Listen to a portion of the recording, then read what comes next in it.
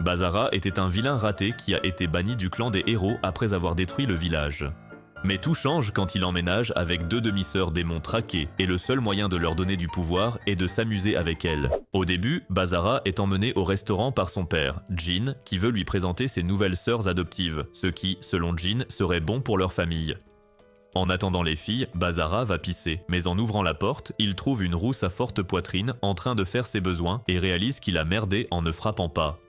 Désespéré, il l'empêche de crier, la suppliant de comprendre que c'est un accident, mais elle parvient à le repousser et le traite de pervers.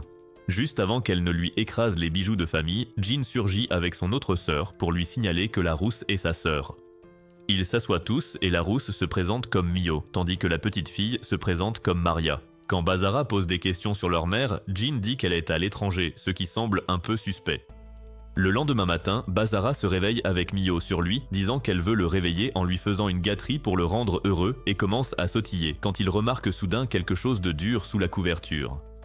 Elle l'attrape, mais est déçue quand il s'avère que c'est un disque, mais avant même de vérifier, elle tombe et quand Bazara le regarde, il réalise que c'est un jeu coquin interdit. Mio y voit la preuve qu'il est un vrai pervers, mais il proteste et trébuche accidentellement sur les draps, tombant sur elle. En réponse, elle lui donne un coup de genou dans les parties avant de le laisser souffrir. Ensuite, Bazara descend à la cuisine et salue Maria, mais il est choqué de voir qu'elle ne porte rien d'autre qu'un tablier. Voulant le faire réagir, elle tournoie pour le taquiner et montre qu'elle n'est pas tout à fait plate sous le tablier. Elle lui demande ensuite s'il a vu le jeu qu'elle lui a laissé, ce qui le met en colère, réalisant qu'elle a placé le jeu, le faisant passer pour un dégénéré. Elle lui demande même s'il veut zapper le jeu et essayer avec elle pour de vrai, mais avant qu'il ne réponde, Jin entre et Bazara supplie son père de l'aider, mais Jin lui dit simplement de se soulager dehors pour éviter de faire des bébés tabous. Cet après-midi-là, après les courses, Bazara laisse Mio un instant pour chercher son vélo, mais des types l'approchent et lui proposent de s'amuser avec elle. Elle les prévient de ne pas la toucher, disant qu'elle mettra fin à leur lignée, mais ils en rient. Quand Bazara arrive, il défend Mio et s'occupe de ses minables avec son vélo avant de s'échapper rapidement avec Mio. Sur le chemin du retour, elle s'excuse pour ce qui s'est passé, mais Bazara la rassure et promet de les protéger en tant que grand frère, ce que Mio accepte. De retour à la maison, Bazara regarde Jin faire ses bagages car il part immédiatement pour un tournage à Dubaï. Après le départ de Jin en taxi, Bazara rentre et trouve ses demi-sœurs dans le salon. Quand il les trouve, il demande nonchalamment ce qu'ils vont dîner, mais les filles l'ignorent froidement comme s'il était un insecte sans valeur. Il suggère de commander, mais Mio lui dit carrément de quitter la maison comme si elle en était la propriétaire. Quand il lui demande de répéter, Maria attaque soudainement et utilise un sort de vent pour le plaquer au mur. Alors qu'il est au sol, Maria s'approche et le réprimande pour avoir désobéi à Mio avant de révéler sa vraie forme de succube, disant que dans un monde de magie et de dieux, elle est un démon. Alors qu'elle revêt sa tenue démoniaque, Bazara demande si Mio est aussi un démon, et Maria déclare que Mio est le futur seigneur démon. Elles disent à Bazara d'aller vivre ailleurs, mais il est blessé et demande si Mio simulait tous les moments tendres passés en famille. Mio reste silencieuse et Maria, lassée de ses questions, lui jette un sort de lavage de cerveau pour qu'il leur laisse la maison comme base démoniaque. Cependant, à leur grande surprise, Bazara reste immobile quand on lui ordonne de partir, puis il les dépasse soudainement pour se placer derrière elle. Maria tente de la battre, mais Bazara invoque une épée et annule sa magie avec une facilité déconcertante. Il révèle alors que dans un monde de dieux et de démons comme elle, il est un héros. Mio rétorque que les héros sont censés être dans leur village caché, mais il refuse de s'expliquer. Il s'apprête à les achever, mais s'arrête au dernier moment et leur ordonne de partir à la place. De retour dans sa chambre, Bazara lutte pour contrôler le pouvoir dans ses mains, ce qui ravive un souvenir douloureux. Une fois calmé, il appelle son père, et Jin avoue qu'il savait déjà tout et qu'il faisait semblant, car il surveillait les filles avant qu'elles ne l'approchent. Il explique que le clan des héros surveillait Mio, la fille du précédent seigneur démon Wilber, qui était quelqu'un de pacifique. À cause de cela, d'autres démons belliqueux l'ont tué, mais pas avant qu'il n'envoie sa fille dans le monde des humains, faisant d'elle une cible. Jin dit alors à Bazara de protéger les filles, car elles pourraient être la clé pour arrêter la guerre entre démons et héros. Pendant ce temps, Mio et Maria sont sans abri, et Maria suggère de trouver quelqu'un d'autre à manipuler, mais Mio lui dit d'arrêter ça. Soudain, elles sentent une barrière s'activer, et des monstres apparaissent, forçant Mio à utiliser sa magie de feu. Alors que les créatures les submergent, Mio utilise aussi la foudre et terrasse le dernier démon avec l'électricité, mais il réapparaît et la précipite du haut d'une falaise. Alors qu'elle tombe, pensant que c'est la fin, Bazara la voit et se précipite pour la rattraper juste à temps avant d'achever le démon lui-même. Une fois le calme revenu, elle demande pourquoi il les a sauvés, et il leur montre leurs photos de famille en disant qu'ils resteront unis comme une vraie famille. De retour à la maison, Maria lui demande encore une fois pourquoi il les a secourus. Bazara lui tend un verre de jus, et quand elle le boit, il est surpris de voir qu'elle ne soupçonne pas le moindre poison, mais elle lui assure qu'elle a bien compris que ça n'aurait aucun sens de les empoisonner après les avoir sauvés. Pourtant, elle se demande pourquoi un membre du clan des héros épargnerait des démons, et Bazara révèle que c'était l'idée de Jin de les accueillir car il connaissait leur situation. Maria s'inquiète alors que le clan des héros puisse les surveiller, mais Bazara explique que lui et Jin n'ont plus de lien avec le village caché depuis 5 ans. Pendant ce temps, Mio sort du bain, encore secouée par ce qui s'est passé plus tôt. Elle se reproche d'être faible et d'avoir eu besoin que Bazara la sauve. Alors qu'elle s'enfonce dans sa frustration, Bazara frappe à la porte et s'excuse pour son comportement passé. Avant qu'elle ne puisse répondre, elle perd soudainement connaissance et s'effondre. Bazara ouvre la porte pour voir comment elle va, mais elle se réveille et repousse sa main quand il essaie de l'aider. Elle le réprimande pour s'être excusé alors que c'est elle qui l'ont trompé, mais il admet avoir aussi caché qu'il est un héros. Il dit qu'il ne les voit pas comme de mauvais démons, sachant qu'elle voulait lui laver le cerveau plutôt que de le tuer pour épargner des innocents. Même si elle hésite encore, Bazara tente d'apaiser les choses en les appelant sa famille et en promettant de les protéger. Ce moment est interrompu par Maria, qui plaisante en disant qu'elle est ravie de les voir si proches dès qu'elle a le dos tourné. Elle exprime aussi sa joie de voir à quel point Bazara est fort, après avoir vu comment il a réussi à bloquer sa magie. Mais il lui assure qu'il n'a vraiment rien de spécial et que c'était simplement un coup de chance avant de s'éloigner. Plus tard cette nuit-là, Mio regarde une photo de sa famille, se rappelant comment ils ont été massacrés juste devant elle. C'est alors que Maria entre pour voir comment elle va, et elle se demande si elles doivent vraiment faire confiance à Bazara et Jin tout en jouant à la famille. Maria lui tend la nouvelle photo de famille, disant qu'elles ont de la chance d'avoir trouvé des alliés comme eux. Soudain, Maria a une idée et rassemble tout le monde dans un cercle magique qu'elle a préparé, disant que Bazara et Mio devraient former un pacte maître-serviteur. Bazara se demande pourquoi c'est nécessaire, et Maria explique que cela lie leurs âmes pour qu'ils puissent se ressentir, ce qui facilitera la protection de Mio.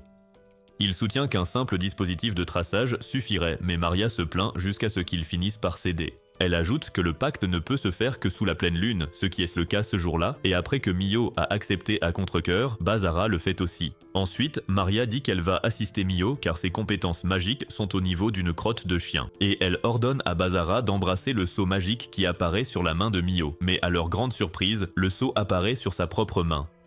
Mio panique et Maria réalise que cela signifie que Mio prendrait le rôle de serviteur à la place. Maria la pousse à terminer le pacte quand même, car c'est surtout pour le traçage, mais Mio refuse, disant qu'elle ne sera pas la servante de Bazara. Bazara remarque que le sceau s'estompe, mais avant qu'il ne puisse agir, il disparaît et un collier se forme soudain autour du cou de Mio, l'affaiblissant. Quand Bazara la touche, elle réagit comme si elle allait recevoir le gros calibre, et Maria explique que la malédiction est activée. Elle dit que le refus de Mio l'a déclenché, mais que cela peut encore être résolu. Se révélant être une succube, elle explique qu'ayant amplifié le pacte, Mio est sous une malédiction avec un effet très sensible, l'obligeant à se faire déboîter. Voyant Mio en difficulté, Bazara demande ce qu'il doit faire, et Maria lui dit qu'il doit la calmer en stimulant ses sens exacerbés. Toute excitée, Maria dit qu'elle va tout enregistrer et elle le presse de la faire crier de plaisir avant que la douleur ne la submerge. N'ayant pas d'autre choix, Bazara commence prudemment, lui touchant d'abord les bras, ce qui lui fait pousser des gémissements de plaisir, puis montant plus haut, provoquant des bruits encore plus forts et joyeux. Quand cela ne suffit pas, Bazara est forcé de la faire céder et de se faire appeler maître tout en pétrissant la pâte pendant l'heure qui suit, jusqu'à ce que Mio se calme enfin. Après ça, pendant que Maria nettoie les fluides du plaisir, elle s'excuse de ne pas avoir expliqué la malédiction plus tôt. Elle est surprise de voir que Bazara n'est pas en colère, mais il lui dit que ce n'est pas de lui qu'elle devrait s'inquiéter, et pile au bon moment, Mio attrape Maria par derrière et l'emmène après ce qu'elle lui a fait subir. Le lendemain, alors qu'ils vont à l'école, Maria dit qu'elle restera dans le coin pour les soutenir à proximité. Bazara se demande si les gens vont s'interroger sur son identité, mais elle montre un faux permis, les assurant que tout ira bien. Puis à l'école, Mio dit à Bazara d'agir normalement en classe et de s'assurer que personne ne sache qu'ils vivent ensemble, ce qu'il accepte. Il va d'abord en salle des profs pour voir son professeur principal, puis se rend en classe pour se présenter. Le professeur lui indique sa place et demande à la déléguée, Yuki, d'aider Bazara à s'installer.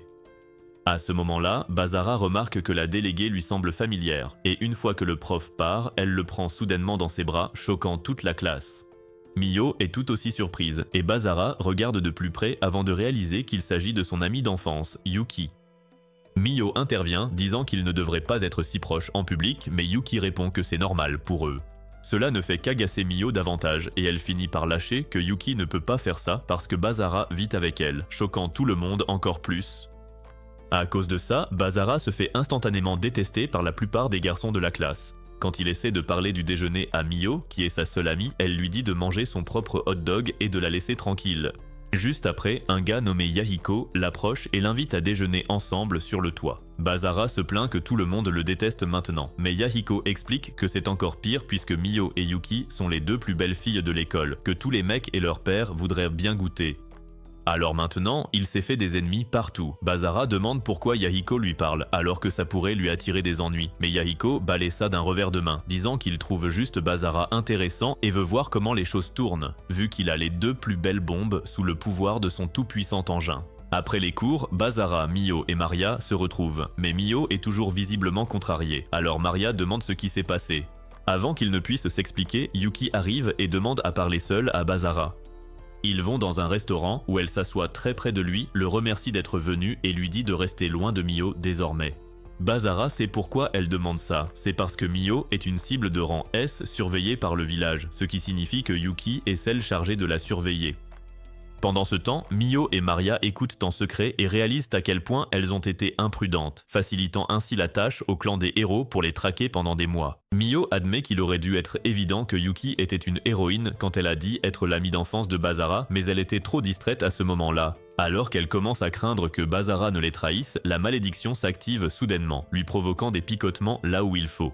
Ne voulant absolument pas jouir là, en plein milieu de tout le restaurant, Miyo s'enfuit en courant, poursuivie de près par Maria. Dehors, Miyo demande ce qu'elle est censée faire alors que Bazara continue de l'aider et Maria lui dit de lui faire confiance, suggérant même de l'aider à évacuer son stress accumulé avec des méthodes qu'une succube connaît le mieux.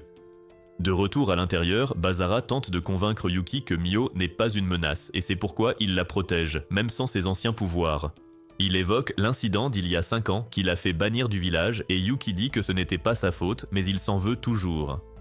Mais il ajoute qu'à sa différence, Miyo affronte son passé directement et essaie de vivre du mieux qu'elle peut, c'est pourquoi il veut la protéger. Une fois dehors, Yuki avoue qu'elle est mal à l'aise qu'il vive avec quelqu'un comme Miyo, vu le danger qui la poursuit. Elle dit que Miyo est trop faible pour se défendre contre les démons à ses trousses, mais Bazara insiste sur le fait qu'il la protégera sans impliquer le clan. Alors qu'il s'éloigne, Yuki dégaine soudainement son épée et attaque un démon qui apparaît derrière lui. Elle explique que le pouvoir naturel de Miyo attire des démons errants dans le monde humain, ce qui signifie que ce n'est qu'une question de temps avant qu'on lui ordonne de l'éliminer. Elle prévient qu'elle n'hésitera pas, même si cela fait de Bazara son ennemi. De retour à la maison, Bazara explique tout à Miyo et Maria, mais elle se demande surtout pourquoi il a passé autant de temps avec Yuki. Maria plaisante en disant qu'elle pensait qu'il la draguait en douce, ce qui leur ferait moins confiance en lui, alors Bazara finit par s'excuser. Pour renforcer leur relation, Maria organise un bain commun, disant que cela les aidera à être à l'aise les uns avec les autres, même si Bazara est contre. Elle parle de se laver le dos mutuellement et Miyo finit par passer en premier, se disant qu'elle ne perdra pas face à Yuki. Ce faisant, elle remarque des cicatrices sur le dos de Bazara, mais continue de le laver. C'est alors que Maria lui intime de passer à l'étape suivante. Miyo, elle, utilise sa poitrine pour lui laver le dos, tout en laissant échapper de petits gémissements de plaisir, visiblement à cause de la sensation. Bazara essaie de calmer ses ardeurs en parlant du gâteau qu'il a apporté, mais Maria a déjà une longueur d'avance et apporte le gâteau dans la salle de bain. Pendant le chaos, le gâteau finit sur ses bras veineux et les filles le nettoient d'une manière qui lui fait souhaiter que ce soit une autre chose veineuse qu'il possède. En ayant assez de leurs actions dégénérées, Bazara décide de renverser la vapeur et avec sa stature dominante, ses bras masculins et sa force imposante, il domine complètement les deux filles jusqu'à ce qu'elles cèdent.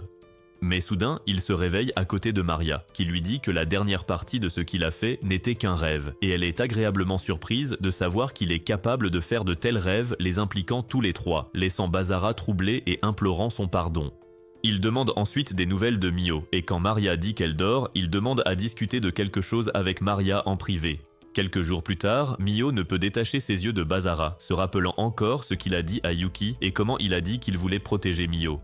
À ce moment-là, Yahiko dit à Yuki que leur professeur principal veut qu'elle et Bazara aident à organiser les devoirs d'été. Bazara demande à Miyo de l'attendre après et elle accepte, mais Yuki lui dit de partir car elle peut s'en occuper seule. Il insiste pour suivre la demande du professeur, ce qui fait que Mio les imagine ensemble et déclenche son lien avec Basara en public, la faisant s'évanouir. Il l'emmène à l'infirmerie où il rencontre la sexy infirmière de l'école, Chisato, qui exprime sa joie de rencontrer enfin le gars le plus populaire de l'école pour avoir séduit les 2 plus belles filles, ce que Basara maintient être un malentendu. Elle l'avertit qu'il doit réfléchir à qui sont ses amis et ses ennemis avant de partir, lui laissant la clé. Voyant Mio souffrir encore, Basara envisage d'appeler Maria à l'aide, mais Mio lui saisit le bras et lui demande de rester. Il appelle plutôt Yahiko pour le couvrir auprès de Yuki, et Yahiko accepte. Alors que Mio commence à se sentir mieux, Basara demande quelles pensées ont déclenché son état, mais elle nie tout. Plus tard, Basara retrouve Yahiko encore à l'école et le remercie d'avoir aidé avec Yuki. Mais Yahiko dit qu'il n'a pas vu Yuki et qu'elle a dit vouloir lui rendre visite ainsi qu'à Mio. Soudain, les lumières s'éteignent et Basara remarque des démons errants entrant dans le bâtiment. Il assomme rapidement Yahiko par sécurité, puis invoque son épée et s'occupe des démons. Au même moment, Yuki confronte Mio, disant qu'elles doivent parler. Elle se dirige vers le toit et Yuki confronte Mio et révèle son identité de héros. Elle dit à Mio de s'éloigner de Basara, mais Mio refuse, disant qu'elle n'abandonnera pas sa famille. En entendant cela, Yuki dit qu'elle n'a pas d'autre choix et attaque, mais Mio la bloque avec une barrière magique et riposte avec de la magie du vent. Le combat s'intensifie alors qu'elles échangent des attaques plus fortes, mais étant la plus forte, Yuki brise les défenses de Mio. Elle révèle que Basara ne peut plus se battre comme avant, et que son épée le fait souffrir à cause d'un incident passé où il a blessé ses alliés et a été exilé. Pendant ce temps, Basara cherche Mio, craignant que Yuki n'aille trop loin. Il se souvient du lien magique entre eux et l'utilise pour localiser sa position. Sur ce, il arrive juste à temps avant que Yuki n'achève Mio, et il les réprimande toutes deux pour avoir rompu leur promesse de trêve.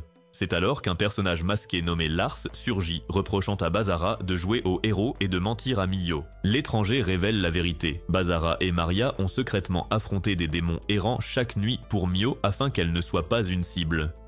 Basara tente de l'empêcher d'en dire trop, mais se fait facilement repousser. Mio exige des réponses, et l'homme masqué explique qu'ils l'ont protégé des démons attirés par son pouvoir pour que le clan des héros ne l'élimine pas. En entendant cela, Mio se sent coupable, mais l'homme masqué aggrave les choses en disant que c'est sa faute et qu'elle devrait renoncer à ses pouvoirs. Il invoque ensuite un démon derrière Mio et Basara dégaine son épée pour la protéger, mais le souvenir de son traumatisme passé l'empêche de frapper. Au lieu de cela, il s'interpose et encaisse le coup, servant de bouclier, ce qui finit par le transformer en véritable passoire. Alors que Basara est aux portes de la mort, Lars se moque de sa faiblesse pathétique malgré son appartenance au clan des héros. Yuki, furieuse, détruit le démon et se rue sur Lars, mais il esquive facilement ses attaques et lui dit de s'inquiéter pour Basara, disant qu'il aura rejoint Michael Jackson d'ici à ce que Yuki en finisse avec Lars. Il avertit aussi Mio que rester dans le monde humain ne fera que mettre les autres en danger, et que si elle ne part pas, Lars peut choisir de tout arrêter en un instant. Puis il s'en va par un portail. Ils parviennent à ramener Basara chez lui et à le sauver, mais Mio ne peut s'empêcher de penser aux paroles de Lars, alors elle sort pour se changer les idées. À son réveil, Maria s'excuse de son retard et s'étonne de voir à quel point Basara récupère vite. Basara lui explique comment, en tant que héros, il a été soumis à un entraînement intensif depuis son plus jeune âge et se remémore avec douleur le jour où son village a été attaqué en plein milieu d'un entraînement, provoquant la mort de nombreuses personnes. Alors que l'assaillant allait achever Yuki, Basara est intervenu et a libéré ses pouvoirs pour la sauver, mais il en est resté traumatisé. Basara demande ensuite des nouvelles de Mio, et Maria suppose qu'elle se repose. Mais en vérifiant sa chambre, il découvre qu'elle a disparu. Maria s'en veut, mais Basara insiste pour la suivre, et ils utilisent son don de pistage pour la localiser. Pendant ce temps, dans la forêt, Mio libère son aura démoniaque pour attirer Lars, comptant régler ça seule. Quand il apparaît, elle le défie et l'attaque aussitôt avec un déluge de flammes, enchaînant les assauts qui l'épuisent rapidement. Comme il s'en sort indemne, elle réessaie avec une autre attaque de feu, mais il la prévient que s'il continue, il brûlera la maison de Basara. En entendant cela, elle abandonne et choisit de se rendre pour le protéger. Lars l'attache alors et ouvre un portail vers le monde des démons, mais à cet instant, Yuki surgit. Yuki prend sa forme de combat et attaque Lars, jurant de venger Basara. Cependant, tous ses coups sont bloqués par une barrière. Elle change de tactique et lance une attaque plus puissante, forçant Lars à esquiver en sautant en hauteur. Il réplique avec des sorts puissants qu'elle évite de justesse, mais au fil du combat, elle commence à s'épuiser. Alors que Lars prépare une attaque massive pour l'achever, Basara apparaît soudain et la tranche avec son épée. Grâce à sa technique, il dissipe l'attaque, puis charge Lars avec une série de coups. Voyant cela, Lars le reconnaît enfin comme une menace réelle. Quand Lars contre-attaque, Basara en profite pour créer une ouverture et le frappe, bien que Lars survive grâce à son bouclier. Réalisant les limites de Basara, Lars passe au corps à corps, mais Maria arrive soudainement et l'envoie valser. Cela donne à Basara l'occasion de lui asséner plusieurs autres coups avant que Lars ne disparaisse. Une fois le calme revenu, Maria fond en larmes, ce qui distrait Basara assez longtemps pour qu'un autre démon le poignarde dans le dos. Voir cela fait perdre pied à Mio, et ses pouvoirs deviennent incontrôlables, soulevant tout autour d'elle avec une force intense. Basara tente de la calmer, mais elle dit qu'elle a du mal à se contenir. Elle le supplie de l'arrêter avant qu'elle ne détruise tout, mais il refuse. Au lieu de ça, il lui dit que la famille reste soudée et ne s'abandonne jamais. Pour elle, il dégaine son épée et se concentre pour ne supprimer que son pouvoir. Au prix d'un grand effort, il y parvient, la sauvant par la même occasion. Le lendemain du combat, Yuki passe chez eux et demande à voir Basara, mais Maria dit qu'il se repose encore après s'être trop surpassé. Sur ce, Yuki laisse des médicaments et s'en va, bien qu'on l'ait invité à rester. En partant, elle réalise que Basara maîtrise enfin ses capacités, ce qui signifie qu'il est peut-être prêt à affronter son passé. Quelques jours plus tard, Basara retourne à l'école, se sentant mieux grâce aux médicaments. Il va sur le toit pour voir Yahiko et lui demande si tout va bien. Yahiko pense qu'il parle d'un incident récent à l'école, mais Basara évoque autre chose qui suggère une rencontre passée. Yahiko tente de l'ignorer, mais quand Basara l'attaque soudainement, il esquive et révèle sa vraie identité, l'homme masqué, Lars. Ils s'apprêtent à se battre, mais Basara propose plutôt de conclure un marché. Il explique que comme Lars doit surveiller Mio, cela poserait problème si ses supérieurs apprenaient son échec. Il propose alors qu'ils fassent tous les deux comme si de rien n'était, pour éviter que des ennemis encore plus puissants ne soient envoyés à ses trousses. Quand Lars demande pourquoi lui faire confiance, Basara affirme qu'il aurait pu gagner leur dernier combat s'il s'était donné à fond, et Lars accepte pour l'instant. Avant de partir, Basara l'interroge sur le démon qui a massacré les parents adoptifs de Mio, et Lars lui révèle le nom de Zolgia, un démon qui la surveillait avant de devenir fou. Après le départ de Lars, Mio arrive et remercie Basara de l'avoir sauvé. Pour le remercier, Mio s'approche pour l'embrasser, mais avant qu'elle ne puisse, Yuki le retient et le prévient de ne pas se laisser faire. Elle lui donne un bento pour le séduire, et quand Maria arrive, elle transforme la situation en rivalité, disant que Mio doit gagner pour attirer son attention.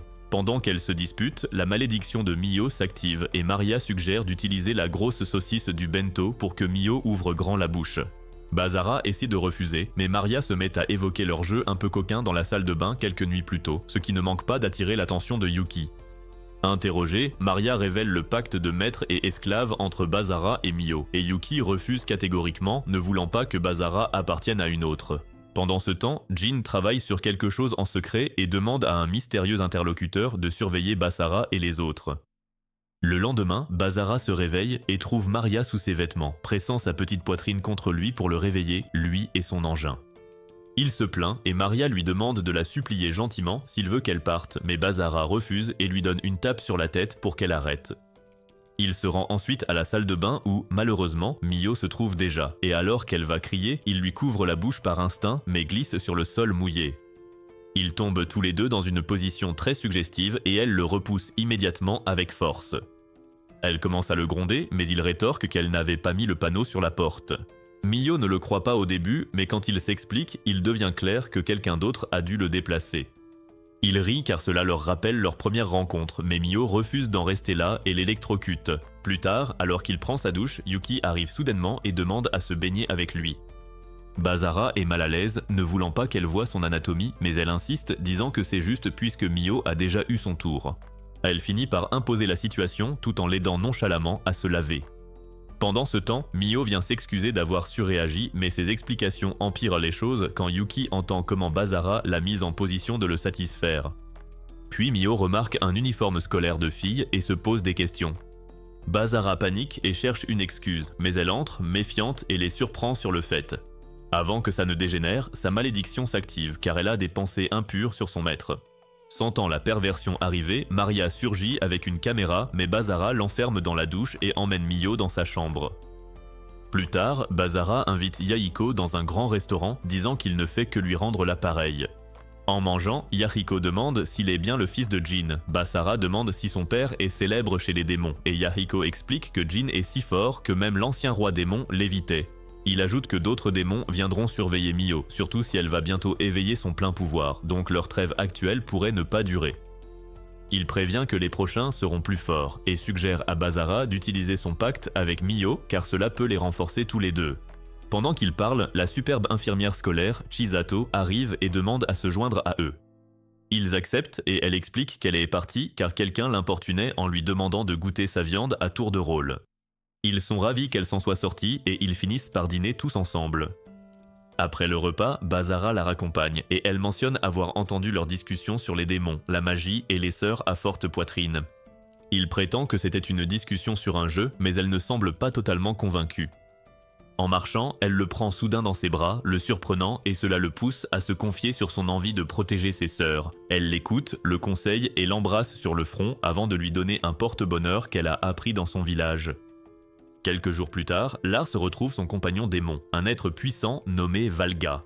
La bête veut s'en prendre à Mio de suite, mais Lars le prévient que le clan des héros bouge aussi, ils doivent donc être prudents. Malgré tout, Valga s'en va quand même. Peu après, un autre démon plus plantureux apparaît, nommé Zest, une subordonnée de Zolgia. Elle précise qu'elle n'est pas là pour aider Lars, mais qu'elle a sa propre mission exigeant sa coopération, ce qu'il est forcé d'accepter. Cette nuit-là, Basara interroge Maria sur la vérité concernant le pacte avec Mio. Elle admet que c'est pour éviter que le pouvoir du roi démon ne tombe entre de mauvaises mains et pour suivre Mio à tout moment. Réalisant l'importance de la chose, Basara décide de ne pas le retirer à la prochaine pleine lune. Maria tente alors de les aider à développer une certaine confiance, mais à sa manière bien étrange. Elle entraîne Basara dans un jeu de drague où le grand frère doit séduire sa sœur, sa mère et même sa grand-mère. Même s'il prétend s'en moquer, il finit par regarder pendant que Maria explique en quoi c'est utile pour leur lien et leur relation. Cependant, Mio entre quand Maria s'apprête à faire des manigances incestueuses et Mio emmène Maria pour la punir. Au même moment, en ville, un démon manque d'attaquer une femme, mais est arrêté par un groupe de héros. Il révèle que le village a changé le statut de Mio, passant d'objet à observer à menace à éliminer. Le lendemain, à l'école, des délinquants s'en prennent à Basara pour s'être tapé Mio et Yuki avec son gros engin dégoûtant. Mais avant qu'ils ne fassent quoi que ce soit, un prof intervient et les renvoie. Juste après, Yuki arrive et avoue avoir appelé le professeur pour l'aider. Elle lui demande s'il a des projets pour le week-end et quand il dit non, elle l'invite à sortir. Pendant ce temps, le groupe de héros observe l'invitation de Yuki et déclare qu'ils doivent éliminer le futur seigneur démon. Quelques jours plus tard, Basara et Yuki vont à leur rendez-vous promis dans un centre commercial, Basara étant impressionnée par l'immensité du lieu. Lorsqu'ils arrivent au magasin de vêtements, une vendeuse les accueille et commence à leur proposer des vêtements avec plus d'enthousiasme qu'une fille sur OnlyFans proposant ses abonnements à 2 $. Pendant ce temps, Basara sent que quelqu'un les observe, mais il n'y prête pas attention pour garder l'ambiance du rendez-vous légère. Soudain, Mio et Maria apparaissent, et Mio prétend qu'elle et Maria faisaient juste du shopping et sont tombées sur eux par hasard, et qu'elle ne les suivait absolument pas. Maria la dénonce immédiatement, disant que personne ne croirait une excuse aussi évidente, mais Basara est content qu'elle soit là, car il ne savait pas comment gérer la vendeuse. Pendant ce temps, Yuki s'approche de Mio, et au lieu de s'emporter, elle demande à Mio de l'aider à choisir des vêtements pour elle. Mio accepte et toutes les deux commencent à regarder les vêtements ensemble pendant que Basara observe de loin, soulagée de les voir bien s'entendre. Mais après quelques minutes, Mio réalise qu'elle aide Yuki à être assez sexy pour que Basara craque, ce qui l'agace. Elle commence à s'interroger, mais avant que Yuki ne puisse expliquer quoi que ce soit, une autre héroïne, Kurume, surgit soudainement et emmène Yuki sans prévenir. Ne sachant pas où elle est allée, Basara et les autres se précipitent dehors et essaient d'appeler Yuki, mais elle ne répond pas. Basara s'inquiète, pensant même que s'il avait conclu un pacte avec elle, il pourrait la localiser en ce moment même. Alors que cette pensée persiste, une barrière se forme soudainement autour d'eux, suivie d'une violente attaque de vent. Basara réagit rapidement et aide Mio et Maria à l'esquiver. Ensuite, un démon nommé Valga apparaît, et il se moque immédiatement de Mio, la traitant de faible et d'indigne du pouvoir du seigneur démon, disant qu'elle le gaspille juste pour être le toutou servile de Basara. Basara suppose que Valga est derrière la disparition de Yuki, et quand Valga ne le nie pas, Basara fonce sur lui sans hésiter, mais son attaque est bloquée sans effort. Valga riposte avec un coup puissant que Basara évite de justesse, mais la force seule le projette en arrière. Valga poursuit son attaque, avançant de manière agressive. Mio s'avance et lance des flammes pour le ralentir, tandis que Maria enchaîne avec un coup de poing solide. Valga réagit à peine et repousse Maria avec facilité. Bazara la rattrape, mais ils sont forcés de bouger car Valga continue d'attaquer sans relâche. Puis Valga lance une attaque plus forte directement sur Mio, mais Bazara intervient et la dévie avec son épée. Ce moment suscite l'intérêt de Valga et il commence à prendre Bazara plus au sérieux. Le combat s'intensifie vite, mais avant qu'il n'aille plus loin, quelque chose l'interrompt. Valga est soudainement gelé par derrière et brisé par Takashi, un héros. Shiba apparaît peu après, déclarant calmement qu'ils ont reçu l'ordre d'éliminer Mio. Takashi critique Bazara pour s'être rangé du côté d'un démon, tandis que Kurume l'attaque, le traitant de traître et révélant que Yuki est maintenant sous leur garde.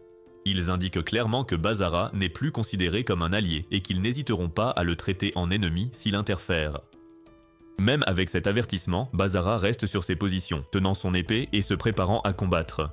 Kurume s'apprête à frapper à nouveau, mais avant que les choses ne s'enveniment, Shiba intervient et détruit la barrière qui les entoure comme si de rien n'était. Il dit à tout le monde d'arrêter, soulignant que se battre en ville causerait des dommages inutiles. Au lieu de cela, il suggère d'établir un véritable champ de bataille dans une semaine où les deux camps pourront régler les choses. Cette nuit-là, Bazara raconte tout à Jin, et Jin le met en garde contre Shiba, le décrivant comme l'équivalent d'un ratel humain, quelqu'un que le village des héros avait gardé enfermé jusqu'à récemment. Il dit aussi à Bazara de ne pas se retenir, même si cela signifie combattre Yuki. Quand Bazara demande pourquoi il l'encourage à aller contre le village, Jin dit simplement que cela n'a plus d'importance puisqu'ils ont déjà été chassés. Au cours des jours suivants, Bazara, Mio et Maria se concentrent sur la préparation de la bataille à venir. Maria travaille à l'amélioration de ses compétences de combat, tandis que Bazara aide Mio à maîtriser ses capacités.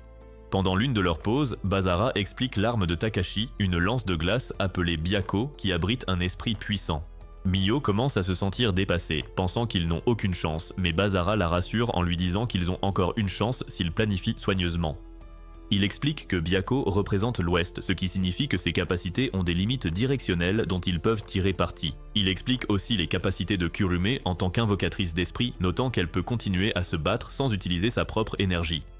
Cependant, en raison de la présence de Byakko, elle sera probablement limitée à l'utilisation d'esprit du vent, ce qui leur donne au moins une idée de ce à quoi s'attendre. Ailleurs, Kurume confronte Yuki, lui demandant pourquoi elle s'attache à Mio. Elle rappelle à Yuki combien elle a travaillé dur pour être reconnue dans le village et lui demande pourquoi elle risque tout pour quelqu'un considéré comme une cible. Au même moment, Takashi se prépare pour la bataille, gardant toujours du ressentiment envers Bazara à cause de l'incident passé qui a conduit à la perte de leur camarade. Plus tard ce soir-là, Maria apporte du thé à Bazara, tout en suggérant que renforcer son lien avec Mio pourrait le rendre plus fort. Bazara refuse, disant qu'il veut instaurer une confiance mutuelle avec Mio plutôt que de forcer la progression de l'intrigue. Maria le taquine, suggérant d'autres moyens d'obtenir du pouvoir, mais avant que les choses n'aillent plus loin, Mio entre. Maria essaie de la provoquer, mais Mio, elle, garde ses émotions sous contrôle et affirme qu'elle est prête à tout, absolument tout, pour devenir plus forte et que Bazara n'est plus jamais à se retenir. Ils passent à autre chose et continuent de se concentrer sur leur préparation. Le lendemain, à l'école, Bazara retrouve Yahiko sur le toit, qui est déjà au courant de la bataille à venir, bien que Bazara n'ait pas tout expliqué. Quand Bazara mentionne que les héros choisiront le lieu, Yahiko le prévient que si la vie de Mio est en danger, il pourrait intervenir lui-même, quitte à s'opposer à Yuki. Avant de partir, il dit à Bazara de gagner pour éviter d'en arriver là, et Bazara lui répond de se tenir prêt à ce qui pourrait arriver s'il s'en mêle. Plus tard, Yuki aborde Bazara à l'école et lui demande de se retirer du combat pour éviter la punition du village. Bazara refuse, promettant qu'il protégera Mio quoi qu'il arrive. Voyant qu'il ne changera pas d'avis, Yuki finit par révéler le lieu de la bataille. Alors qu'elle s'apprête à partir, Bazara l'arrête et lui donne un double des clés de sa maison. Il lui dit que ce combat ne sera pas leur dernière rencontre et Yuki ne répond pas, mais ce moment laisse un goût amer dans son cœur, elle qui se languit de lui. Ce soir-là, les deux camps arrivent au lieu choisi, et après tout ce qui s'est passé, la bataille qu'ils ont tous préparée est enfin sur le point de commencer. Pour commencer, Takashi plante sa lance dans le sol et une immense barrière magique se déploie sur toute la zone, enfermant tout le monde à l'intérieur. Au même moment, Shiba disparaît, leur laissant le champ de bataille. Quand Bazara demande pourquoi il a renvoyé Shiba, Takashi explique qu'il ne veut pas qu'il interfère. Takashi fait le premier pas, tranchant un lampadaire voisin avant de croiser le fer avec Bazara. Mio et Maria interviennent immédiatement pour soutenir Bazara, lançant des attaques magiques vers Takashi alors qu'il fonce sur eux. Au même moment, Kurume vise Bazara avec une puissante tornade, l'envoyant valser à travers le champ de bataille. Avant qu'il ne retombe, elle s'élève dans les airs grâce à ses pouvoirs de vent et le suit, poursuivant son attaque tout en le réprimandant d'en avoir après sa sœur. Cependant, Bazara réalise rapidement que ses attaques le dirigent vers un endroit précis. Au lieu de résister, il fait pivoter son corps pour briser la pression du vent, révélant qu'il la laisse intentionnellement le déplacer. À ce moment-là, Kurume comprend que son plan est de l'éloigner de Yuki pour l'isoler dans un combat en tête-à-tête. Ailleurs, Shiba observe de loin, remarquant que Maria et Mio battent en retraite, éloignant Takashi de Basara.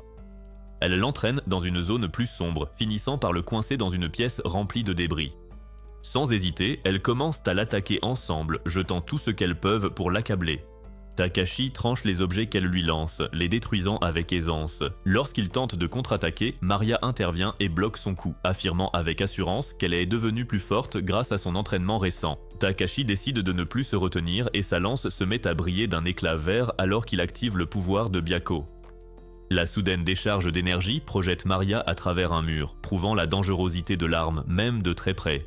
Mio réagit vite en lançant un sort qui inonde la pièce, la remplissant d'eau pour tenter de limiter ses mouvements. Pendant ce temps, Bazara continue de battre en retraite face à Kurume jusqu'à atteindre l'endroit qu'il visait. Il se retourne brusquement et l'attaque, mais son coup est paré par la barrière de vent qui l'entoure. Kurume voit qu'il se retient un peu et le prend pour une insulte, répliquant en le projetant à travers un mur. Elle l'affronte directement, remettant en question sa détermination et qualifiant ses idéaux de futiles. Mais Bazara, lui, reste inébranlable, jurant de protéger ses sœurs coûte que coûte. Lorsqu'elle lance une autre attaque, Bazara active sa capacité Banishing Shift. La technique absorbe son attaque de vent ainsi que son lien avec les esprits, perturbant ainsi son pouvoir. Il enchaîne avec un coup puissant qui l'envoie s'écraser au sol. En tombant, Kurume songe à sa situation, réalisant qu'elle n'a jamais voulu en arriver là avec Bazara. Avant qu'elle ne touche le sol, Bazara se précipite pour la rattraper, lui évitant de s'écraser au sol. Pendant un bref instant, cet acte de pure bonté la prend au dépourvu, mais Yuki intervient soudainement et interrompt ce moment précieux. Kurume tente d'avertir Bazara, mais il ne réagit pas à temps et Yuki l'assomme avec le pommeau de son épée. Malgré l'inquiétude de Kurume, Yuki donne à Bazara une potion pour l'endormir, le mettant ainsi hors de combat. Dans la pièce inondée, Mio remercie Maria de l'avoir aidé à prendre l'avantage, mais cela ne dure pas. Takashi libère une nouvelle vague de puissance, dispersant toute l'eau grâce à l'énergie de Byakko. Il lance alors une attaque dévastatrice pour en finir, mais elle s'échappe de justesse, à sa grande surprise. Alors qu'elle tente de se regrouper, il les poursuit, traversant les flammes de Mio sans même ralentir. Juste avant le coup fatal, Yuki réapparaît et le bloque avec une décharge de sa propre énergie. Takashi la prévient qu'aider Mio fera d'elle une traîtresse et évoque le passé de Bazara pour la faire douter. Cependant, Yuki reste inébranlable et explique qu'elle essaie d'empêcher l'histoire de se répéter et que la protection de ses amis fait partie intégrante de son devoir en tant que héroïne.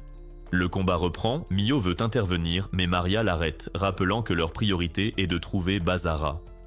Mio le trouve endormi non loin de là, toujours sous l'effet de la potion veillée par Kurume. Dans son sommeil, Bazara pleure sa culpabilité passée. Kurume le voit et réalise le fardeau qu'il porte.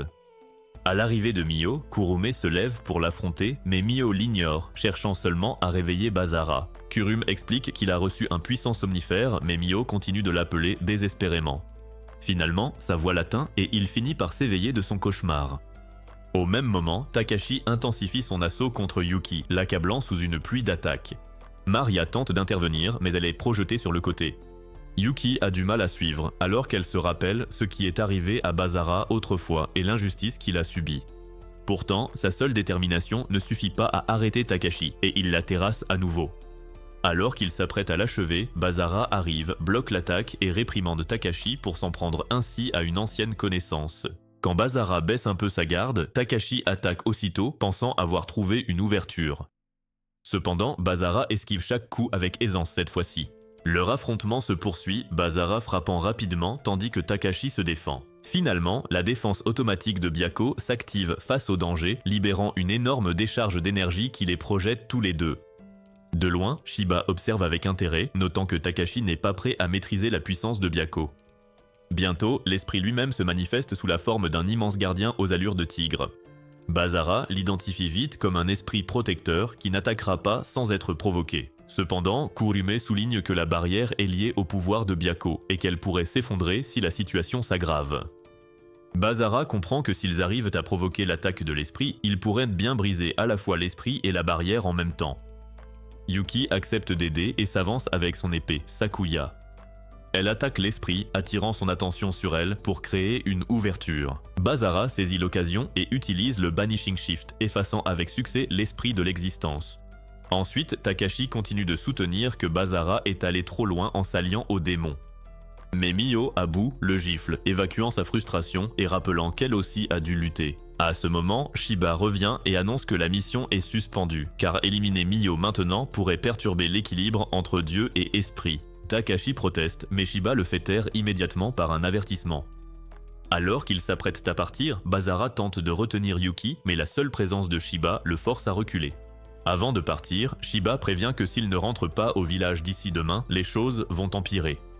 Yuki fait discrètement ses adieux à Basara avant de le suivre, quittant le champ de bataille. Quelques jours plus tard à l'école, Basara et Mio fixent tous deux la place vide de Yuki pendant les cours. Le silence qui l'entoure semble plus pesant que prévu, surtout après tout ce qui s'est passé. Les amis de Mio remarquent vite son air distrait et l'interrompent, lui demandant pourquoi elle est si triste juste parce que Yuki s'est absenté. Elle lui demande même si quelqu'un l'ennuie et propose leur aide. Mais Mio se contente de forcer un sourire et de les remercier éludant la question sans rien expliquer. Après les cours, Basara et Mio rentrent ensemble à la maison. En passant devant le lieu du dernier combat, les souvenirs refont surface et le souvenir de Yuki plane dans l'air. De retour chez eux, Basara va droit au frigo, mais au lieu d'une cuisine vide, il y trouve Yuki en train de cuisiner comme si de rien n'était. Surpris, il lui demande pourquoi elle n'est pas au village. Yuki explique que les anciens ont rétrogradé le statut de Mio, la remettant sous surveillance au lieu de l'éliminer immédiatement. Basara demande ensuite si le village lui a pardonné et Yuki révèle que leur décision a été influencée par un appel de Jin, ce qui inquiète Basara, lui faisant penser que son père a pu conclure un accord en coulisses pour le protéger. Submergée par l'émotion, Basara serre soudainement Yuki fort dans ses bras. Elle répond en lui tenant le visage, visiblement sur le point de l'embrasser, mais avant que quoi que ce soit n'arrive, Mio entre et interrompt tout échange de fluides amoureux. Les voir ainsi l'irrite instantanément, mais Yuki ne recule pas pour autant. Elle rapproche Basara et dit à Mio de partir, affirmant qu'ils allaient repeindre toute la maison en blanc avec le pistolet à crème de Basara. Cela ne fait qu'énerver Mio davantage, et elle réplique en disant que Yuki n'a même pas sa place dans leur maison. Maria entre alors et explique nonchalamment que c'est elle qui a laissé entrer Yuki, pensant que c'était la bonne chose à faire puisque tout le monde s'inquiétait pour elle. Yuki ajoute qu'elle a l'autorisation officielle de rester avec eux, ce qui surprend tout le monde. Elle explique qu'observer Mio directement tout en vivant ensemble est plus efficace. Peu de temps après, Maria annonce qu'elle a préparé un spectacle pour accueillir Yuki comme il se doit. Tout le monde se rassemble dans le salon pour que Maria diffuse un clip vidéo de Basara et Mio lors d'une de leurs séances coquines impliquant du plaisir et des sauces. Mio panique immédiatement et l'éteint, complètement embarrassée. Basara demande quand elle a bien pu enregistrer ça et Maria répond tranquillement qu'il est normal d'enregistrer des chefs-d'œuvre mémorables. Mio l'avertit de ne le publier nulle part et l'attrape même pour s'assurer qu'elle comprenne qu'elle ne veut pas être la nouvelle Kim K. Pendant ce temps, Yuki commence soudainement à enlever son haut et se rapproche de Basara, essayant clairement de rivaliser. Maria s'excite et s'apprête à reprendre sa caméra, mais Mio l'arrête instantanément. Même quand Basara essaie de calmer les choses, Maria continue de suggérer qu'il devrait simplement se lâcher et s'occuper des fleurs d'amour des deux filles. Après s'être calmés, ils expliquent l'état de Mio et Yuki semble déjà connaître les fonctions du pacte, y compris la localisation et l'amélioration de la puissance. Puis Maria suggère nonchalamment que Yuki devrait aussi former un pacte, mais Yuki n'hésite pas et accepte immédiatement. Le lendemain à l'école, Basara devient le centre de l'attention, voyant que Mio et Yuki sont toutes deux à ses côtés. La situation ne fait qu'empirer lorsque les deux filles commencent à se disputer son attention comme si elles voulaient être les premières à faire un tour sur son engin. Pendant ce temps, Maria regarde, ravie de la situation. Soudain, Maria entend une voix étrange lui disant de la rejoindre derrière l'école et elle accepte discrètement. Plus tard, en se changeant, Yuki ne peut s'empêcher de se comparer à Mio au rayon des attributs tout en se rappelant comment Maria lui a dit que la taille n'était pas importante. Mio remarque son expression, mais Yuki l'ignore simplement et dit qu'elle a hâte de faire le rituel du pacte avant de partir.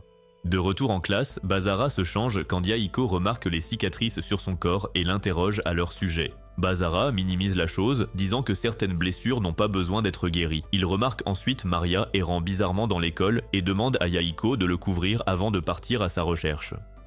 Maria finit dans sa salle de classe et s'apprête à fouiller son bureau quand Bazara la surprend et l'arrête.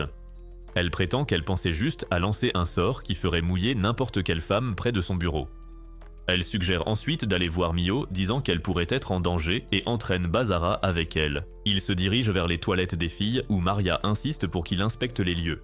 Soudain, elle sent quelque chose d'inhabituel et il court sur le toit pour n'y trouver qu'un couple tranquille. Agacée, Maria entraîne à nouveau Bazara qui est irrité par ce dénouement sans intérêt. Ensuite, elle le convainc d'aller vérifier le vestiaire des filles. Une fois à l'intérieur, elle trouve le casier de Mio et commence à faire n'importe quoi, allant jusqu'à lui mettre la culotte de Mio sur la tête. Soudain, ils entendent des élèves revenir et Maria pousse Bazara dans le casier pour s'y cacher avec lui. Dans cet espace exigu, Bazara se plaint, mais Maria l'ignore totalement. Mio finit par ouvrir le casier et est totalement choquée de les trouver tous les deux à l'intérieur. Elle le referme vite et renvoie ses amis avant de s'occuper d'eux. Elle leur donne un court compte à rebours pour sortir, ils s'exécutent et s'excusent, mais ça empire quand Bazara mentionne Yuki et son envie de s'excuser auprès d'elle. Mio se remet en colère et sa malédiction s'active. Alors qu'elle s'effondre, Bazara tente de l'aider, mais Maria l'encourage à agir vite. Ils emmènent Mio aux toilettes, où ils l'aident à se calmer à nouveau en utilisant le Tongue Twister 5000. Plus tard, après les cours, Yuki retrouve Bazara et Mio alors qu'ils cherchent Maria. Quand elle demande pourquoi Maria était à l'école, ils évitent maladroitement la question. Bazara demande alors à Yuki de ramener Mio chez elle pendant qu'il cherche Maria et elle accepte. En cherchant, Bazara aperçoit Maria parler à Yahiko et se précipite mais finit par les perdre de vue. Finalement, il retrouve Maria qui prétend nonchalamment qu'elle demandait juste son chemin. Puis, en rentrant ensemble, Maria lui demande soudain de lui tenir la main et sans trop réfléchir, il accepte. Pendant ce temps, dans le royaume des démons, Zest montre à Zolgia des images de la vie récente de Mio, y compris ses moments avec Bazara. Zolgia remarque la capacité inhabituelle de Bazara et s'y intéresse, surtout quand il le voit effacer la magie. Voyant là un potentiel, il décide qu'il est temps d'avancer leur pion et ordonne à Zest de lancer la phase suivante immédiatement. Ce soir-là, Maria arrive vêtue de sa tenue de succube, excitée par le rituel du pacte maître-serviteur entre Bazara et Yuki. Bazara remarque vite la tenue de Yuki et lui demande pourquoi elle porte quelque chose d'aussi sexy et osé. Yuki avoue sans hésiter qu'elle a demandé à Maria de la lui faire, car elle ne voulait pas perdre face à Mio, alors elle a décidé de tout donner. Bazara fait de son mieux pour rester calme et éviter de trop regarder, détournant les yeux pour ne pas perdre ses moyens. Cependant, Yuki le rappelle à l'ordre et menace de le faire mouiller s'il continue de l'éviter. N'ayant plus le choix, il cède et la regarde enfin convenablement. Le rituel commence alors qu'un cercle magique se forme autour d'eux. Au même moment, un seau plus petit apparaît sur la main de Bazara et il dit à Yuki de terminer le processus en l'embrassant, mais elle refuse. Au lieu de ça, elle affirme qu'elle ne conclura pas un pacte maître-serviteur normal de cette façon. Plutôt que de suivre la méthode standard, elle attend de Bazara qu'il s'y prenne de la manière bizarre qu'il a eue avec Mio. Alors que le cercle magique s'estompe à cause du retard, Yuki perd le contrôle de la situation, forçant Bazara à intervenir pour stabiliser le rituel. Bazara fait ce qu'il peut pour empêcher le processus d'échouer en appuyant sur les bons boutons pendant que Maria l'encourage à aller plus loin. Il continue jusqu'à ce que le cercle magique autour d'eux brille plus intensément, signalant que le pacte prend enfin effet et les renforce tous les deux. Cependant, Maria insiste sur le fait qu'ils n'ont pas fini et suggère que Bazara emmène Yuki et Mio dans la salle de bain pour renforcer leur lien. Elle ajoute aussi que puisque les deux filles sont liées à Bazara, Mio devrait commencer à appeler Yuki par son prénom. Étonnamment, aucune d'elles ne discute beaucoup et elles acceptent l'idée. Pendant ce temps, Zest observe tout à distance et les voir interagir ainsi la rend malade. Elle ne peut s'empêcher de comparer sa situation, frustrée de servir quelqu'un de différent et de ne pas vivre quelque chose d'aussi magique. Le lendemain, à l'école, on retrouve Mio et Yuki qui jouent au volley ensemble, et elles font preuve d'un esprit d'équipe vraiment surprenant. Bazara les observe, impressionné de voir à quel point elles s'entendent bien. À un moment, un ballon perdu manque de le toucher, mais Yahiko intervient juste à temps pour l'arrêter. Plus tard, Bazara se rend à l'infirmerie où Chisato soigne ses doigts blessés. En le soignant, elle lui fait remarquer qu'il n'a pas vraiment eu le temps de se détendre ces derniers temps. Elle lui conseille de ne pas se mettre trop de pression et d'anticiper au lieu de s'inquiéter constamment de ce qui pourrait mal tourner. Elle lui dit que s'il veut protéger les personnes qui lui sont chères, il doit rester calme et préparé. Avant qu'il ne parte, elle lui rappelle de ne pas enlever les bandages avant qu'elle ne le lui dise. Ensuite, une de ses camarades, Sakaki, l'aborde et lui demande s'il sort avec Mio ou Yuki, d'autant plus qu'il vit avec les deux. Basara nie, mais Sakaki ne semble pas convaincue. Au lieu de cela, elle commence à le taquiner, insinuant qu'elle en sait plus sur sa situation qu'elle ne le devrait. Elle l'invite ensuite à s'entraîner en privé avec elle, voulant manifestement prendre le dessus sur lui. Mais avant que quoi que ce soit ne se passe, Yuki apparaît soudainement avec Mio et attaque immédiatement Sakaki. Mais Sakaki évite facilement son attaque, confirmant les soupçons de Yuki sur le fait qu'elle n'est pas une simple camarade. Yuki dit à Basara de se concentrer sur Mio, dont l'état s'aggrave à nouveau pendant qu'elle s'occupe de Sakaki. La situation dégénère quand Sakaki est rejointe par sa partenaire, Aikawa, transformant le combat en un 2 contre 1 contre Yuki. Malgré cela, Yuki n'hésite pas à continuer le combat. Pendant ce temps, Mio s'enfuit, submergée par ses émotions après ce qu'elle a vu plus tôt. Ses pensées s'embrouillent alors qu'elle lutte contre tout ce qui se passe. Elle finit par atteindre un endroit calme où Maria apparaît et tente de la calmer. Soudain, Mio s'effondre. Un sort prend effet et Zest apparaît, révélant qu'elle est derrière tout ça. Basara se précipite vers elle dès qu'il sent que quelque chose ne va pas, mais avant qu'il n'atteigne Mio, elle et Zest disparaissent. Basara tente d'utiliser le lien du pacte pour la localiser, mais il réalise vite que quelque chose cloche et qu'il ne sent que Yuki, pas Mio. Ailleurs, Mio reprend conscience dans un état onirique. Elle revit ses souvenirs avec ses parents adoptifs, voyant à quel point tout était paisible avant que tout ne bascule. Le souvenir s'assombrit alors que Zolgia fait son apparition et détruit absolument tout, la laissant totalement impuissante face à ce terrible spectacle. Ensuite, elle se rappelle sa rencontre avec Maria, qui lui a révélé ses origines et promis de la protéger. Mio se réveille de ce souvenir et se retrouve entravée, incapable de bouger. Zest apparaît devant elle, visiblement satisfaite que son plan ait fonctionné. Mio l'accuse de servir l'actuel roi démon, Leohart, mais une autre voix l'interrompt. Zolgia se montre, précisant que ses objectifs vont bien au-delà du simple pouvoir. Entendre sa voix déclenche la colère de Mio, qui exige des réponses sur ses actes passés. Au lieu de lui répondre clairement, il la provoque davantage, savourant sa réaction. Avant que la situation ne dégénère, Maria intervient pour lui signaler un message urgent. Une communication de Leohart apparaît via un appareil magique. Zolgia cache vite la situation, prétexte des interférences et nie toute implication dans la disparition de Mio. Leohart lui ordonne de rentrer immédiatement pour une autre mission, ne lui laissant d'autre choix que d'obéir. Avant de partir, Zolgia fait comprendre qu'il s'occupera de Mio plus tard. De retour à l'école, Basara confronte Yahiko et l'interroge sur l'endroit où se trouve Mio. Yahiko révèle la vérité. Maria a agi sous les ordres de Zolgia. Il explique ensuite les intentions de Zolgia et comment il a tenté de prendre l'avantage dans la course au pouvoir. Puis, il révèle que Maria a été forcée de coopérer à cause d'un moyen de pression exercé sur elle. Il explique aussi que le pacte entre Basara et Mio a été modifié pour une raison précise, aggravant le danger pour elle. Réalisant à quel point la situation est devenue sérieuse, Basara décide alors de passer à l'action. Il défie Yahiko, déterminé à obtenir la position exacte de Mio. Au même moment, Mio affronte Maria, l'accusant de trahison, ce que Maria ne nie pas, expliquant plutôt que Basara ne pourra pas les atteindre à cause des barrières. Avant que Mio ne puisse réagir davantage, Maria utilise la magie pour la rendormir. Des heures plus tard, Lars arrive devant la base secrète de Zolgia, emmenant un Basara inconscient avec lui. En échange, il réclame Mio, préparant le terrain pour la suite des événements. Zest est surprise par l'offre de Lars, d'autant plus qu'elle arrive de nulle part. En réponse, Lars mentionne calmement que Zolgia est déjà parti pour le château royal, convoqué par le roi démon, Leohart. En entendant cela, Zest comprend tout et réalise que c'est Lars qui a dénoncé Zolgia au roi démon en premier lieu. Elle le confronte immédiatement et Lars ne le nie pas.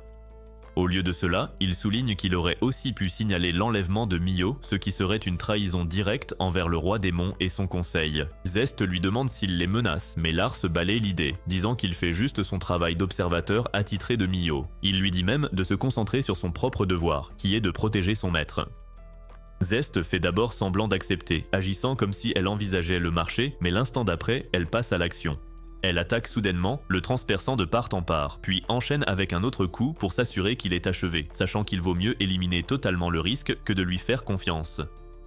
Pendant ce temps, à l'intérieur du château, Maria lutte contre la culpabilité pour tout ce qu'elle a fait. Elle repense sans cesse au moment où Zolgia a révélé la situation de sa mère et l'a forcée à coopérer. N'ayant pas d'autre choix, elle avait accepté à l'époque, mais maintenant, le poids de cette décision la rattrape. Peu après, Zest arrive en portant le corps inconscient de Bazara. Elle dit à Maria que les plans ont changé et lui ordonne de l'attacher correctement. Elle lui ordonne également d'utiliser ses capacités pour le garder sous contrôle, précisant que Bazara ne doit pas pouvoir interférer. Quand Bazara se réveille enfin, il sent immédiatement la présence de Mio à proximité. Cependant, il réalise rapidement qu'il est enchaîné à un lit. Maria entre dans la pièce peu après, confirmant qu'ils sont à l'intérieur du manoir de Zolgia. Elle se rapproche de lui et commence à essayer de le distraire, mais Bazara l'arrête en évoquant sa mère. Il propose de l'aider au lieu de se battre, essayant de lui rappeler qu'elle n'a pas à faire ça toute seule. Maria secoue la tête, insistant sur le fait que Zolgia est bien trop puissant pour qu'il l'affronte directement. C'est pourquoi elle a choisi de les trahir au départ. Pourtant, elle déclare qu'elle ira jusqu'au bout de son rôle, même si cela signifie forcer les choses. Un immense cercle magique apparaît au-dessus d'eux et une étrange clé se matérialise, déverrouillant quelque chose en elle. Alors que le seau se brise, Maria se transforme en une forme plus forte, plus plantureuse, une maman sexy. Elle explique que cette capacité est ce qui lui a permis de s'échapper par le passé lorsque la famille de Mio a été attaquée. Maintenant, elle a l'intention de l'utiliser pleinement. Elle active sa capacité hypnotique, libérant Bazara de ses liens et lui ordonnant de suivre ses directives. Sous son influence, Bazara commence à agir sans résistance. Mais alors même qu'elle exécute son plan, des larmes commencent à perler dans ses yeux, montrant à quel point elle est réellement tourmentée. Cette faille émotionnelle est suffisante, Bazara se libère du contrôle, rejetant totalement la situation. Il lui dit clairement qu'il n'a aucune envie de jouer le jeu et qu'il veut la sauver à la place. Maria recule immédiatement, choquée que sa capacité n'ait pas fonctionné comme prévu. Bazara invoque son arme et la plante dans le sol, la faisant briller avant de disparaître. Maria souligne que sans elle, il n'a aucune chance contre elle, mais Bazara admet qu'il le sait. Pourtant, il avance quand même, concentré uniquement sur le fait de l'atteindre. L'aura de Maria s'assombrit alors qu'elle l'attaque directement. Il esquive ses décharges d'énergie avec rapidité, mais ses coups physiques portent quand même, l'envoyant s'écraser contre un mur. Malgré cela, il ne s'arrête pas. Il continue de se relever et de se diriger vers elle. Observant de côté, Zest est impressionnée, mais aussi inquiète que Maria ne pousse les choses trop loin. Elle s'apprête à intervenir, mais avant qu'elle ne puisse agir, une attaque soudaine l'interrompt car Yuki est arrivé. Zest esquive rapidement et exige de savoir comment Yuki est entrée. C'est alors qu'elle réalise que la barrière autour du château a disparu et que Bazara a dû la retirer plus tôt grâce à son pouvoir. Yuki ne perd pas de temps et engage immédiatement le combat contre Zest. Zest affirme que Yuki n'a aucune chance de gagner sur ce territoire, mais le combat ne reste pas à sens unique longtemps. Une explosion de flammes surgit soudainement dans le combat et Mio s'y joint bien qu'elle ait été entravée plus tôt. Elle enchaîne avec des attaques de foudre, forçant Zest à rester en mouvement. Yuki libère rapidement et complètement Mio et lui explique que la famille de Maria est utilisée contre elle.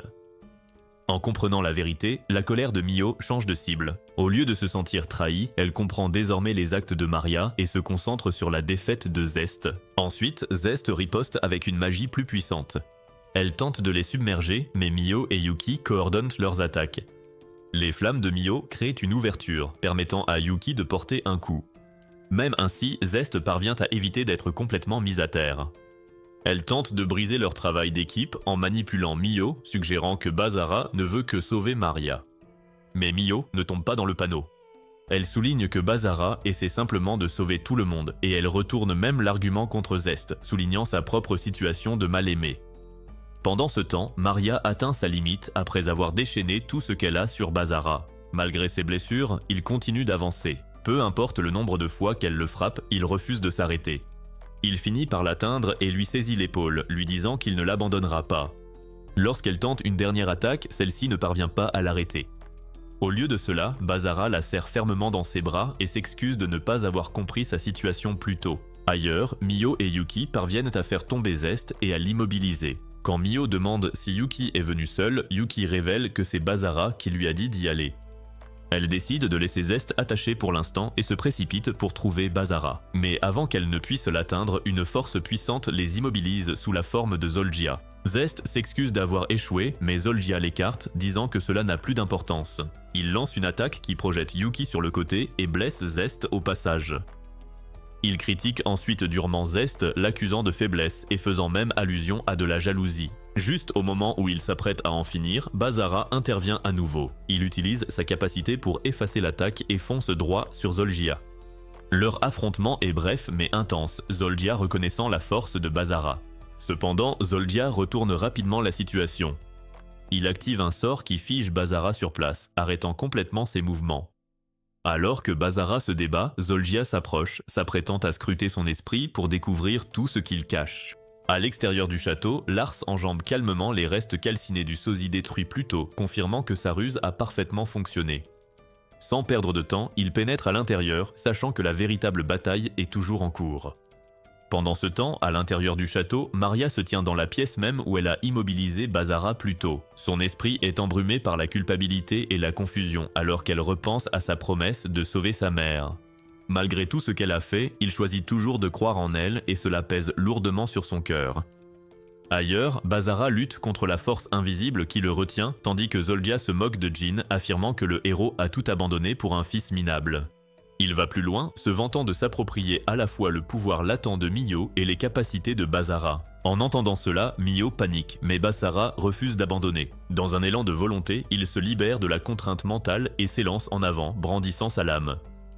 Zolgia évite facilement le coup et continue de le provoquer, mais cela ne fait qu'attiser davantage la soif de sang de Bazara.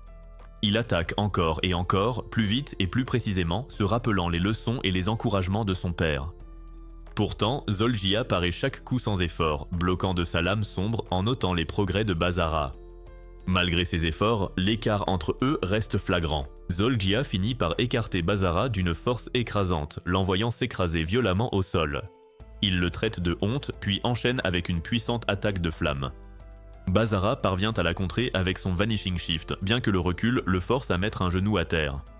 Refusant d'abandonner, Bazara charge à nouveau, mais Zolgia disparaît soudainement. Peu après, une force invisible le saisit par derrière et le projette contre le sol. Même alors, Bazara peine à se relever, ce qui semble amuser Zolgia encore plus. Cette fois, Bazara ferme les yeux, se concentrant sur la perception de son adversaire plutôt que sur sa vue. Ainsi, il ressent la présence de Zolgia, mais sa lame ne peut percer la puissante barrière qui l'entoure. Zolgia, ravi par ce désespoir croissant, le frappe à nouveau et use de magie pour envahir l'esprit de Bazara. Des illusions se forment, tentant de le piéger mentalement et de briser sa volonté. Pendant un instant, la résistance de Bazara faiblit jusqu'à ce que Maria apparaisse. Son arrivée prend tout le monde au dépourvu.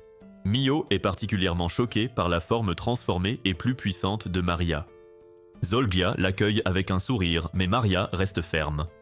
Elle ignore ses provocations, la traitant de succube et déclare qu'elle va en finir, non pour elle, mais pour empêcher Bazara de tout risquer. Zolgia réplique en évoquant sa mère, la forçant à choisir entre la loyauté et la survie. Maria refuse les deux, mais Zolgia révèle ce qui semble être la preuve que sa mère a déjà été massacrée. L'image brise son calme, et sa transformation s'efface alors qu'elle s'effondre. Ce moment de désespoir déclenche quelque chose de totalement différent. Les émotions de Mio explosent, son aura surgissant sans contrôle alors que ses propres pertes refont surface. Le champ de bataille tremble sous le poids de sa puissance. Tout le monde le sent, sauf Zolgia qui active vite un champ anti-magie pour la supprimer. Il admet l'avoir provoqué intentionnellement, croyant que cela éveillera le pouvoir qu'il recherche. Cependant, l'énergie de Mio résiste et quand il s'approche, elle le repousse d'un éclat de puissance brute. Réalisant le danger, Zolgia s'inquiète pour la toute première fois. Consumée par la colère, Mio déclare qu'elle ne se soucie plus des conséquences. Alors qu'elle accumule l'énergie pour une attaque dévastatrice, Bazara s'avance, tenant à peine debout. Soutenu par Zest, il appelle Mio, lui demandant d'arrêter. Elle lui dit de lui donner un ordre via leur pacte, mais il refuse, ne voulant pas la forcer, mais qu'elle choisisse. Il lui rappelle sa promesse de la protéger, non seulement des ennemis, mais d'elle-même. Lentement, ses mots l'atteignent. L'énergie écrasante s'estompe alors qu'elle reprend le contrôle, choisissant de lui faire confiance. Zolgia profite de l'instant pour s'échapper, disparaissant du champ de bataille. Bien que la menace immédiate soit écartée, la tension demeure. Puis, contre toute attente, la mère de Maria, Sheila, apparaît. Maria est stupéfaite, incapable de comprendre comment elle a pu survivre. Bazara explique que Lars a aidé à orchestrer son évasion dans le cadre d'un accord. Cette révélation change tout, car ce qui semblait être une trahison fait partie d'un plan plus vaste. Dehors, Zolgia rencontre Lars, qui révèle que la mort dont il a été témoin était une mise en scène. Lars explique alors son mobile. Zolgia a détruit des gens qui comptaient beaucoup pour lui autrefois et il a bien l'intention de régler ça personnellement. À l'intérieur, le moment de soulagement ne dure pas longtemps. Le château commence à bouger violemment. Zest explique que toute cette structure est en fait une créature gigantesque, déguisée et entièrement contrôlée par Zolgia. Maintenant que sa magie a disparu, la créature s'est réveillée. L'environnement autour d'eux commence alors à changer rapidement. Des fluides acides s'écoulent d'en haut, confirmant qu'ils sont à l'intérieur de la créature. Déterminé à agir, Basara demande où se trouve le cœur de la créature. Zest les dirige vers le centre et il prévoit d'utiliser le Banishing Shift pour détruire sa structure. Mio s'avance, d'abord hésitante, mais décide finalement de rester à ses côtés. Yuki se joint également à eux, déterminée à le protéger aux côtés de Mio. Maria reste en arrière avec Sheila, assurant sa sécurité. Sans perdre de temps, Zest ouvre un chemin plus profondément dans la créature. Ensemble, ils courent vers le cœur, sachant que tout dépend maintenant de ce qu'ils vont faire. Ils s'enfoncent dans le labyrinthe vivant, accueillis par des monstres rampants surgissant de l'ombre, mais Basara, Mio et Zest les abattent sans effort. Finalement, ils atteignent ce qui ressemble à une impasse, un mur de chair et de matière durcie. Basara s'arrête, confus, mais Zest explique que la transformation a déformé la structure du château. Sans issue de secours, ils n'ont d'autre choix que d'avancer. Zest s'avance, libérant une explosion d'énergie sombre qui brûle l'obstacle, ouvrant une nouvelle voie. Ils arrivent bientôt devant un escalier qui se tord de façon surnaturelle et les marches elles-mêmes se transforment en de grotesques monstres qui les attaquent avec des membres difformes. Zest explique que c'est le système immunitaire de la créature qui tente de les éliminer avant le cœur. Yuki s'avance immédiatement et dégaine sa lame. Elle leur dit de continuer d'avancer pendant qu'elle retient les monstres. Basara ne veut pas la laisser seule, mais Yuki insiste en disant que s'il ne conserve pas ses forces pour le coup final, tout va s'écrouler. À contre-cœur, il lui fait confiance, et alors qu'ils avancent, les bruits de la bataille résonnent. Yuki combat avec une précision implacable, tranchant les vagues de monstres avec agilité sans jamais faiblir. Les monstres arrivent sans fin, mais elle tient bon, faisant gagner aux autres le temps nécessaire. Pendant ce temps, Zest mène Basara et Mio dans un passage étroit qui descend vers les profondeurs. Finalement, ils atteignent une chambre différente de tout ce qu'ils ont vu auparavant. Zest s'arrête, notant qu'elle n'y est jamais allée, mais elle sent que c'est le domaine de Zolgia. Mio entre la première et l'une des silhouettes bouge soudainement, s'élançant pour la saisir. Basara se précipite pour l'aider, mais il est intercepté par une autre créature qui le plaque au sol. Alors que la situation dégénère, Zest intervient et pulvérise les deux assaillants d'une puissante décharge magique. Puis, la pièce s'anime alors que des dizaines d'autres démons humanoïdes s'éveillent, les encerclant. Zest comprend aussitôt qu'ils doivent tous les éliminer d'un coup sous peine d'être submergés. Tous les trois déchaînent toute leur puissance, mais le combat s'intensifie quand les créatures utilisent la magie, imitant de vraies techniques de combat. Pourtant, Basara et Zest s'adaptent vite, les abattant les uns après les autres. Alors que le dernier tombe, Zest observe les restes et réalise que ce sont des prototypes, des expériences ratées calquées sur sa propre existence. Sans s'y attarder, elle fait exploser le sol sous leurs pieds, révélant un passage vers le cœur. Ils tombent dans la chambre finale où le cœur de la créature pulse d'énergie, protégé par des monstres massifs. Mio et Zest tentent d'attaquer de suite, mais sont repoussés par les gardiens qui ripostent avec une force brutale. À court d'options, Zest s'avance et prend sa décision. Elle va attirer l'attention de la créature pendant que Basara détruit le cœur. Quand il tente de protester, elle l'arrête et révèle la vérité. Elle n'est qu'un prototype, créé puis jeté, Zolgia n'ayant jamais accordé de valeur à son existence. Mio refuse d'accepter cela, affirmant que Zest a clairement un cœur, mais Basara comprend ses intentions et accepte son plan. Ensuite, Zest déchaîne plusieurs cercles magiques, bombardant les gardiens et attirant leurs attaques. La pièce entière tremble violemment, tandis que Basara s'avance, concentrant toute son énergie pour un ultime assaut. D'une puissante activation de Banishing Shift, il efface le cœur. La créature pousse un rugissement assourdissant, tandis que l'énergie explose, l'onde de choc déchirant le paysage alentour, détruisant même une montagne lointaine avant que la bête ne s'effondre enfin. À l'extérieur, Lars observe les conséquences avec un sourire narquois avant de porter son attention sur Zolgia. Sans hésiter, il neutralise le démon affaibli. Plus tard, Zest reprend connaissance et se retrouve vivante et libre. Sheila s'approche d'elle, lui demandant ce qu'elle compte faire maintenant. Zest admet calmement que son destin ne lui appartient plus et qu'il repose entre les mains de Basara. Mais en regardant autour d'elle, elle réalise qu'il n'est pas là. Ailleurs, Lars s'occupe de Zolgia, l'épuisant brutalement et il révèle que quelqu'un a demandé à assister à la fin. Zolgia suppose que ce sera quelqu'un qu'il pourra manipuler, mais au lieu de cela, Bazara arrive et s'excuse pour son retard. Lars explique la condition finale de leur accord. Bazara doit confirmer la mort de Zolgia, et en retour, Lars le soutiendra à l'avenir. Zolgia supplie désespérément, mais Bazara ne flanche pas et Lars y met fin rapidement. Zolgia disparu, Bazara se demande si tout cela a vraiment été le bon chemin. Alors qu'il se tient là, le pansement à son doigt, mis plus tôt par Shisato, tombe, marquant la fin de la bataille. Quand il rentre chez lui, les choses sont plus calmes. Yuki l'informe que Maria et Sheila se reposent, tandis que Mio est toujours éveillée. Zest suggère d'éliminer les menaces restantes, mais Bazara rejette cette idée, choisissant une autre voie pour elle.